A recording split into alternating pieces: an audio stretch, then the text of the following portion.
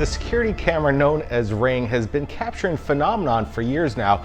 We've been getting them right here at Third Phase of the Moon, multiple sightings throughout the years. But let me tell you, when I looked at Jennifer's video, it kind of took me a little back. I didn't know exactly what I was looking at when this light comes out.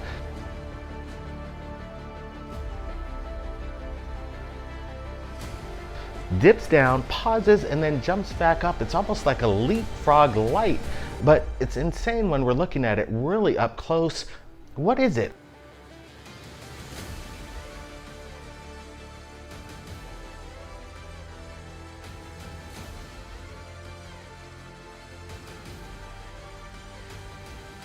I'm still on the fence. Could it be a firefly? The unique characteristics of this light is it comes out from almost behind the car, disappears for a second, and then jumps, it takes a pause, and then jumps up again, and then pauses in midair, and then immediately zooms down out of sight. I'm not exactly sure what we're looking at, but again, I love these Ring security cams because they're motion detected. When there's motion captured on the camera itself, that's when it starts to play. And when we're looking at this, it obviously captured the sensor from the Ring camera to turn on and capture this moment. Jennifer reached out, shared us this video, and she's asking for any kind of explanation that she captured. And right now, we don't have any answers. And I'm wondering if this is some kind of paranormal activity. So when we received this video earlier this morning, Jennifer gave us a heads up. She says there was a couple other anomalies that were captured on her Ring cam. We're still getting these uploads, but looking at this in particular, it caught my eye because these Ring cams really do, they just detect something that's outside. So whatever happening out there, it seems to have alerted the Ring cam and it caught its eye. The camera picked up on this. See, this thing does not detect what's inside the house. That's why I was thinking, could this be somebody with a flashlight maybe shooting their light against the glass and creating this kind of movement to create this characteristic? Again, I don't think that's the case because whatever's happening is in front of the Ring cam, outside.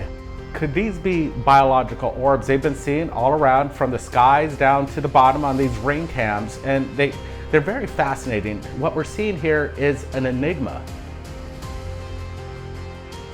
The Monolith, it continues to have mystery surrounding it. It started out in Utah, that thing disappeared, and then immediately there was another sighting in Romania of the Monolith. That thing disappeared, and then California, another one pops up. And now we even have more submissions that are coming in that still have yet to be explained. Who's behind this? It couldn't be one person, in my opinion. This is a worldwide phenomenon. If there are artists that are just in collaboration around the world saying, hey, we're going to put these monoliths up everywhere, that's something else. But what we're looking at now is this photograph from Holland. And if we notice the area that it's put into, it's very, very cold next to icy water. This would be kind of difficult to put up this monolith overnight without anybody noticing who put it up there. And then there's another one that just popped up in the UK. I received this photo via my Gmail earlier this morning. I'm like, what the heck is going on? These monoliths are popping up all over the place, in the desert, in jungles. I believe these monoliths has created a trend, in my opinion. Artists around the world are emulating this monolith type structure and putting it up in the middle of nowhere. But what's very strange is one popped up in Vegas, and this is interesting. It came out of nowhere at the Fremont Marketplace. Jason Summerall headed down there via Third Phase of the Moon, wanted to get to the bottom of this, and he actually asked some people on the ground some questions. We have found the Las Vegas monolith. So this is Jason with Third Phase of the Moon, and we're out here on the strip. It's kind of interesting. Is there a blueprint of the monolith that's making it on the internet? It seems like everybody's kind of creating the same similar exact duplicate of what was found in Utah. What I find fascinating is why are people stripping these down and dismantling it? Is there a reason? Are people afraid of what's going on? This recent one that was found in Holland, I do believe, it's very curious. I like the way it's next to this kind of a moat area. And you can see it's in a remote area of Holland. Who's creating these and why? That's a big question. Again, this was submitted to us right here at Third Phase, an exclusive that was found in the UK. Again, look at the similarities. The actual conceptual design of the monolith, they match entirely. Who's making these and what's their purpose? Jason left us a little fact here. He asked the security guards if there was any video of when this monolith was placed in this market area. And guess what? The security guards told him that the film was erased. It was a blackout. That's really odd. He says that there was a certain time that there was maybe an hour of feed that was totally cut. So we don't have the video of this thing being placed. Some people even said that this thing disappeared and reappeared. With this mall being loaded with security cameras, if not hundreds, I wouldn't be surprised. Why is it erased from the security cam? That's the big question, and it's still a mystery. The mystery continues right here at Third Phase of the Moon. The submissions from around the world, people are ready for disclosure. And what's amazing is people are actually coming forward and putting their faces on camera, backing up their own accounts. They're not hiding behind the shadows. They're actually real people coming forward, telling their stories. You know, that's what makes all the difference. We have a lot of anonymous sources that remain in silhouette. We never get to see who these people are. They change their voices and they come up with these wild stories. But when somebody puts it out and their face and shares their experience to the world, which people are doing right now, I got to give them a lot of credit. It takes a lot of guts, and that's what we're going to do right here at Third Phase of the Moon. Continue to share the evidence as it comes in, and we're not going to hide it from you. Now let's take it over to Gufon Richard Giordano along with Michael from Dark Hour Paranormal as they go over evidence from Mary Hall. She keeps an eye on the ISS, all the NASA footage. They may have discovered something. Check it out. It's from our sister channel, Third Phase.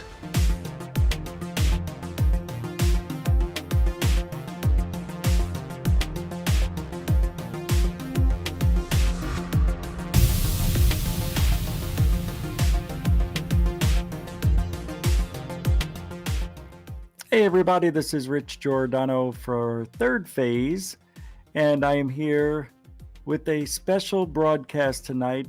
We call this the Mary Hall Files, and Mary's a good friend of the show. She sent in a lot of footage, UFO footage, strange anomalies from the ISS app, I guess is where she gets all these. And not only that, we have some photos from the Mars Curiosity rover. But I'm not doing this by myself. No, I have with me Michael from Dark Hour Paranormal sitting in with me to help me figure out what we're looking at. How you doing, Michael? Hey, good evening, Rich. How are you, my friend? Doing very well. Thank you for hanging out with me tonight on a Third Phase special edition video on UFOs from the ISS and pictures from Mars. Well, thank you. I appreciate it. Pleasure's mine. We haven't looked at these fully. We just know where to go to look at them because that's what we were told to do. So I'm going to pull up this first one. It's called Not Sure What These Are. One comes in from the bottom left and is slowly catching up with the ISS. I want everybody to get ready. You're going to see something you never thought you'd ever see. It's a real, I don't know what. It's a fleet awesome video. We're looking back. We're at the ISS. We're looking down on Earth. And good. There we go. Now look at the uniform movement that these all hold. Is this still on slow? No? No. But let's do it slow. Okay. Let's give them a show.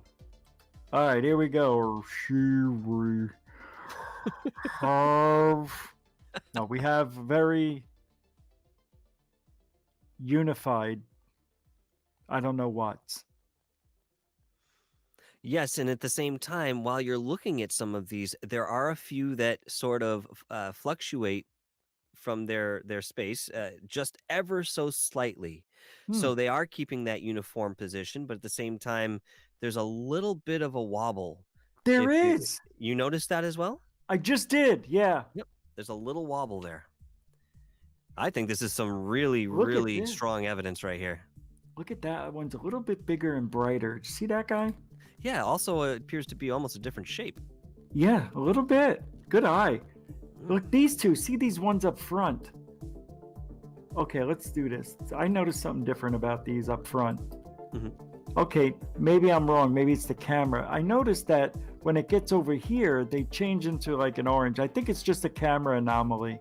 Mm-hmm. Because now they all pretty much look the same, right? Where just a minute ago when I was playing it, they looked bigger.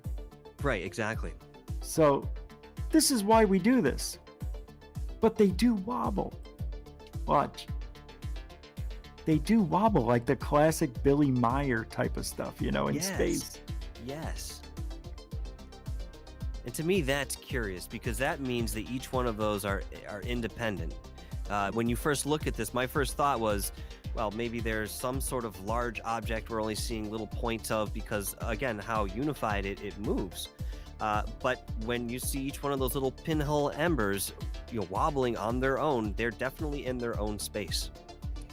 One thing that always helped me, and I'm going to tell people a little secret on how they know true movement for fleets, and pretty much a lot of things that you can't get a reference for. All you have to do is go twice the speed. Just speed it up twice as fast and you'll see truer movement. So we're going to try that and see if we see more wobbling. Go 2 times. Mm-hmm. You want to know what I'm noticing from this? This one back here seemed to have lagged a little bit. I'm not sure, but let's start over.